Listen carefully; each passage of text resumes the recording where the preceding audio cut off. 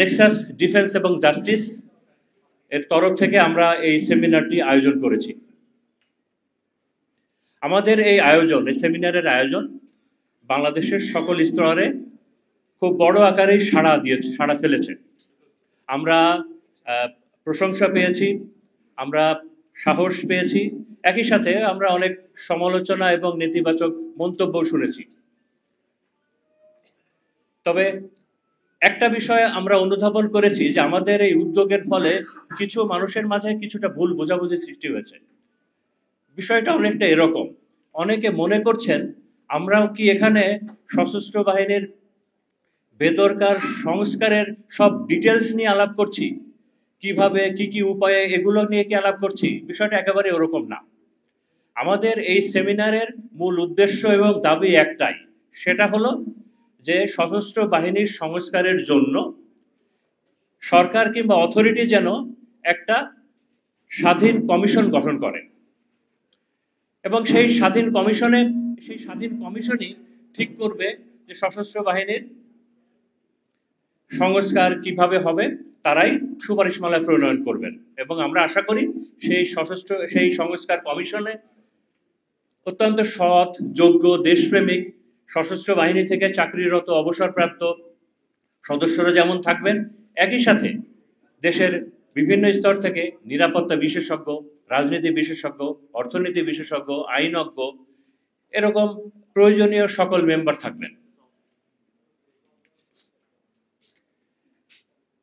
এই কারণেই এবং আমরা এটাও বিশ্বাস করি যে আমাদের সশস্ত্র বাহিনী বাংলাদেশের 18 কোটি মানুষের প্রিয় একটা বাহিনী এবং আস্থার একটা প্রতীক, এবং বাংলাদেশের সাধারণ মানুষেরও একটা প্রাণের দাবি যে বাংলাদেশের সকল প্রতিষ্ঠানের সাথে আমাদের সশস্ত্র বাহিনীরও সংস্কার হোক। এ কারণেই আমরা সকল পেশাজীবী মানুষরা মিলেই এই সংস্কারের জন্য দাবি জানাচ্ছি এবং আমরা সবাই মিলেই এই মঞ্চে উপবিষ্ট হয়েছি। একই সাথে এই কথাও আমরা বিশ্বাস করি যে এই যে সংস্কার, এটা কি খুব সহজে হবে? আমাদের ধারণা না, এখানে বাধা আসবে। এখানে কি কি বাধা আসবে আমি হিসাব করে দেখলাম যে এই বাধার কারণ মূলত 6টা। তার প্রথম কারণটা হলো নোয়াম চমস্কির একটা কথা আছে, এটাই হলো প্রথম কারণ আমার হিসাবে। উনি বলছেন, the first step of justice is accept the injustice done। তা আমরা মনে হয় এই কথাটাতেই প্রথমেই আটকে গেছি, আমাদের সংস্কারটা মনে হয় এই কথাটাতেই সর্বপ্রথমে আটকে গেছে। সেকেন্ড প্রবলেমটা হলো, খেয়াল করে দেখেন, জুলাই বিপ্লবের পরে আমাদের এই নতুন বাংলাদেশ পুনর্গঠনের জন্য আমাদের অন্তর্বর্তীকালীন সরকার অনেকগুলো কমিশন করেছেন। পুলিশ পুনর্গঠনের কমিশন, জুডিশিয়ারি, ব্যুরোক্রেসি, প্রশাসন, ইলেকশন কমিশন ইত্যাদি ইত্যাদি অনেক। কিন্তু অত্যন্ত প্রয়োজনীয় হওয়া সত্ত্বেও সশস্ত্র বাহিনী সংস্কারের জন্য কোনো কমিশন করা হয় নাই। কেন করা হয় নাই অথবা কেন করতে দেওয়া হয় নাই, এটাও একটা বড় বাধা। 3 নম্বর বাধার কারণটা আমাদের কাছে মনে হয়, আমরা মিডিয়াতে, সোশ্যাল মিডিয়াতে বিভিন্নভাবে শুনতে পাচ্ছি, দেখতে পাচ্ছি যে আওয়ামী লীগকে ছোট আকারে, বড় আকারে, মাঝারি আকারে, রিফাইন্ড আকারে পুনর্বাসনের একটা কথাবার্তা হচ্ছে।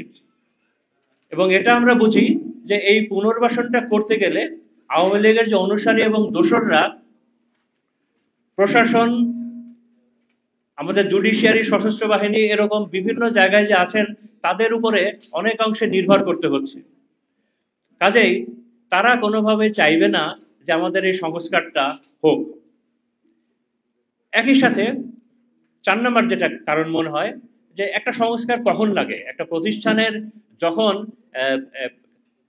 এটা যখন তার একটা পর্যায়ে চলে যায়, যখন তার সংস্কার প্রয়োজন হয়, তার মানে এর সঙ্গে একটা সম্পূরক প্রশ্ন চলে আসে যে এই প্রতিষ্ঠানকে সংস্কার করতে হচ্ছে কাদের কর্মফলের কারণে, কারা এই প্রতিষ্ঠানকে এই পর্যায়ে এনেছে যে সংস্কার করতে হচ্ছে। তো তখন যাদের কর্মফলের কারণে এই সংস্কারটা করতে হচ্ছে তাদের কি ন্যায় বিচার হবে না, কিংবা তাদের ন্যায় বিচারের কি অবস্থা, এটাও এই সংস্কারের জন্য একটা বাধা বলে আমাদের মনে হয়। 5 নম্বর যে কারণটা আমাদের মনে হয়, সশস্ত্র বাহিনীর এটা ডক্ট্রিন বলি, সেটার পলিসি বলি, সেটার প্রশিক্ষণ, সেটার রণকৌশল সবকিছুই বিবেচনা করতে হয় পারিপার্শ্বিক অবস্থা, জিওপলিটিক্যাল ব্যাপার স্যাপার, আপনার প্রতিবেশী, বন্ধু, বন্ধু প্রতিবেশী সবকিছু মিলে। কিন্তু গত 15 বছরে আমরা যেটা জেনেছি, যেটা শিখেছি বা শেখানো হয়েছে যে আমাদের প্রতিবেশী আমাদের অকৃত্রিম বন্ধু এবং বেসিক্যালি বাংলাদেশের কোনো শত্রু নাই। তো আমরা যদি এই ধ্যান ধারণার বাইরে আসতে চাই তাহলে সংস্কার দরকার, এবং এই সংস্কার করতে গেলেও বাধা আসবে।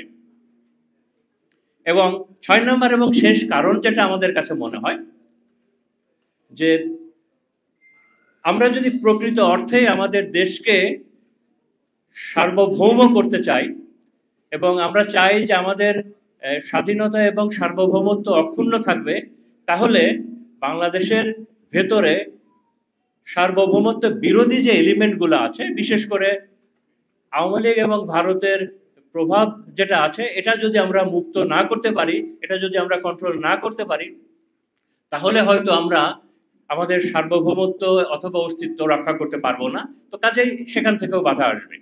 তো আসুন আমরা সবাই মিলে একটা অত্যন্ত কার্যকরী এবং শক্তিশালী সশস্ত্র বাহিনী গড়ার জন্যে আমরা সংস্কারের জন্য আওয়াজ তুলি, এবং আমরা এটাও এজন্যও আমরা আওয়াজ তুলি যে যাতে করে যে কমিশনটা গঠন হবে সেটার জন্য অত্যন্ত সৎ, যোগ্য এবং দেশপ্রেমিক মানুষদেরকে নিয়ে গঠন করা হয়।